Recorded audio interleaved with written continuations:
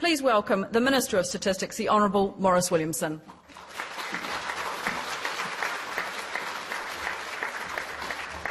Well, thank you very much, Susan, and can I say after that wonderful introduction I can hardly wait to hear myself speak.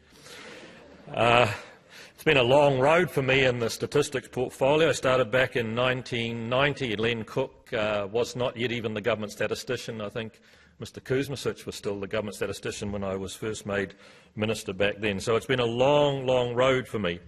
But an exciting road because there's a wonderful old Latin saying that says, contra vera mihi obstat, and that stands for against fact there is no argument.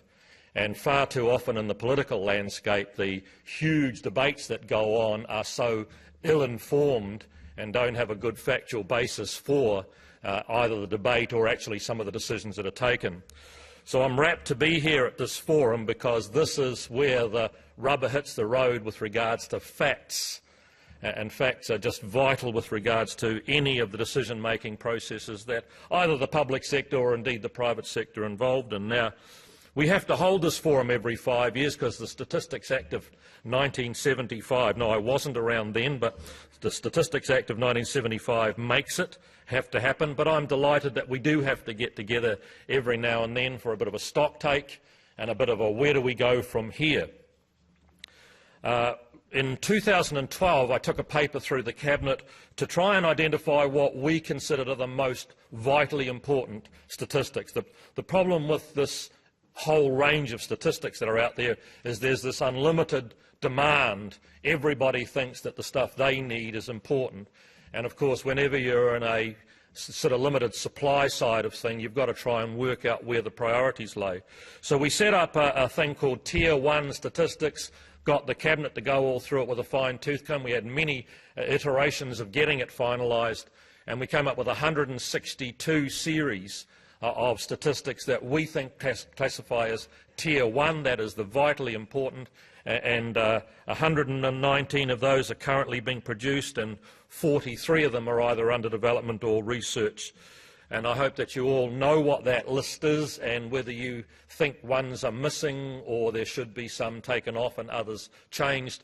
Please make sure you keep that debate alive, because I don't think the Tier 1 list is a fixed document. I think it's a living document. But it's really important, and I think those 162 series are the basic drivers for us to analyse how well New Zealand is performing both economically and socially. And if we don't have that data, then everybody can have their own view, as ill-informed as that might be. Now, amongst the 4 of the new priorities that the Prime Minister set the government when we came back into office in 2011 were 2 that I think are vital for those of you using statistics. One was to get a more productive, competitive economy.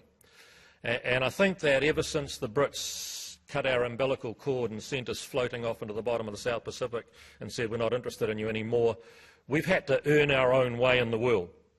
And the more competitive and the more productive we can be, the more likely we are to be able to be a prosperous nation who can go forward and provide good quality education and healthcare and all this for our people. So again, a whole lot of the statistics that we produce underpin that productive and competitive economy and make quite clear decisions about whether we should be changing tack or whatever. And another one of them was about getting better public services. And believe me, a lot of what Stats have been doing over the last 5 years that I've been Minister is really, really much in line with getting better public services provided from the statistics portfolio. The use and reuse of the huge data sets we've got is just vital. I can remember when I first became the Minister way back in 1990, there seemed to be a culture in Stats New Zealand of, well, actually across all government agencies, the Treasury and others, that this is our data and we've collected it and it's for us. And to try and get that to be opened up and made available, well, first of all, there wasn't an internet in 1990, so you couldn't make it available electronically. But even making it available on paper was bloody hard because everyone felt we've collected it. Well, now that the change of attitude is the exact opposite. It was the public that's paid for this through their taxes and everything else. This is a public good, it's a public domain, and the more we can make data available for use and reuse, and some stunning uses of that data, it's just fantastic for us all, and it really benefits the economy, and it benefits government decisions, and it certainly benefits the private sector. Now, we've made a good start in making that publicly data freely available. In fact, in 2013, New Zealand ranked 4th in the global open data barometer. So we are not yet on the podium with first placings of 3, but we're 4th, and we're snapping at the heels of 3 other countries. I want to try and make a push forward so we can be a gold medalist in that area in some days to come. And for me, there's 2 or 3 things that I am just delighted about. If you go to the Stats New Zealand homepage, down the bottom on the right, some of those quick links are just fabulous, and I really delight when I'm out with business forums and chambers of commerce to get up and grab a PC and fire up on the screen and show them some of the wealth of data that is freely available about their industry, or about total industry, or about balance of payments, or GDP, or whatever, over what years. You can just go and click boxes, flick, flick, flick, and go bang, and you can use pivot tables and pivot charts right there and then, freely available. How cool is that? And you finally have sort of the light go on in the eyes of some of the business leaders saying, wow, that's fantastic. We need to get somebody into this company who can do that for us. No, you don't. It's all sitting there. Any business leader worth his salt should be able to go onto that homepage, go to either the Business Toolbox or InfoShare. My particular favourite is StatsMap, because you probably know I'm a fanatical believer in that whole geospatial revolution that's occurring. And I guess I want to just concentrate on that for a minute. For too long, for far too long, we've published tables of data in which one of the columns doesn't mean anything. You all know what $35,000 means. It's a currency and it's a certain amount of money, and you all know what a date means, the 16th of January 1975, and you all know what a product is, wheat, and you know what a weight is, 35 tons of it. But what's Kaikoura mean? Does it mean the town of Kaikoura? Does it mean the area of Kaikoura? Does it mean the region of Kaikoura? And in fact, if you're not familiar with the geography of the country, you won't even know where Kaikoura is. And yet we used to publish table after table after table, which down the left-hand column was alphabetical. Auckland, Blenheim, Christchurch, Dunedin. Not close to each other, sometimes not on the same island as each other. Meaningless. Totally meaningless. Well, now, as many data sets as we can, and more as I keep pushing Liz and the team to do it, are getting the geospatial content put in. Now you can throw that onto a map. And you can throw a lasso around the South Waikato and look at the dairy production there over the last 5 years. Or take the lasso up to include middle of the Waikato, or move over to Hamilton and have a look at that and compare it. Because finally, location data matters. And the devices that are out there really make some of that data come alive. And one of the most exciting apps I've seen, this is more to do with my building and construction portfolio, is there's an app in California now which allows you, just from any sort of iOS device or Android device, to, as you're walking into any public building in California, to look at its earthquake status. And a 3-digit counter shows up if you press the app. It's a 0 to 5 3-digit counter. The first digit tells you how likely you are to die in an earthquake. Pretty good information, really. The second one is how likely is the building to sustain damage that it can't be repaired. And the third digit is how long it would be before you could get that building back into normal use. And that's fantastic, because if you're out going to hire a new apartment, you walk in and say, oh, honey, I love the view, look at the carpets, gee, this is beautiful, wow, we should get this one. No. No, I think we'll try for something else.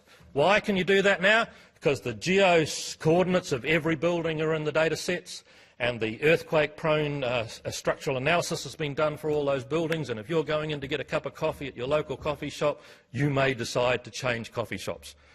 And boy, will that barista soon be telling his landlord to do something about the building because he's losing customers. That's the market at work.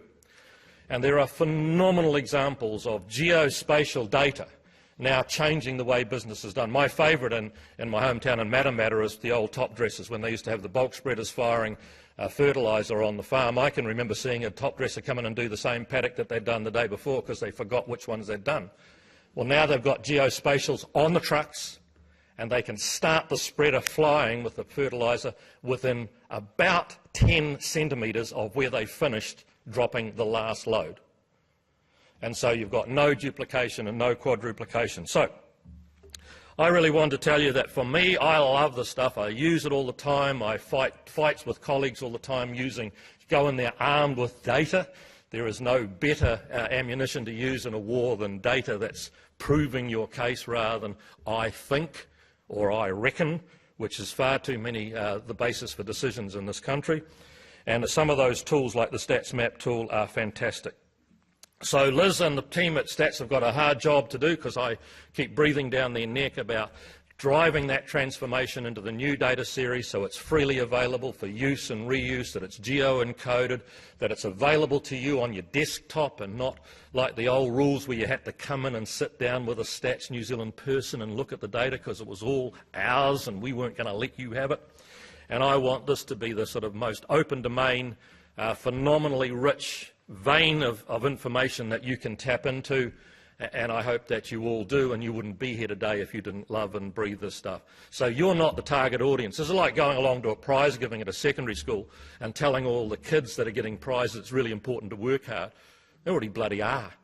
And you already know all this. But your job now is to be evangelists. Get out there and spread the message to the business community and the private sector community and the social development community and everybody else, that if they are going to be deciding about where medical services are best provided or where there's a shortfall of social services, and we've got Paula Bennett now using some geospatial maps in her portfolio to look at where the demands are and where the coverage is, and then a thermal map showing where the shortfall in delivery is.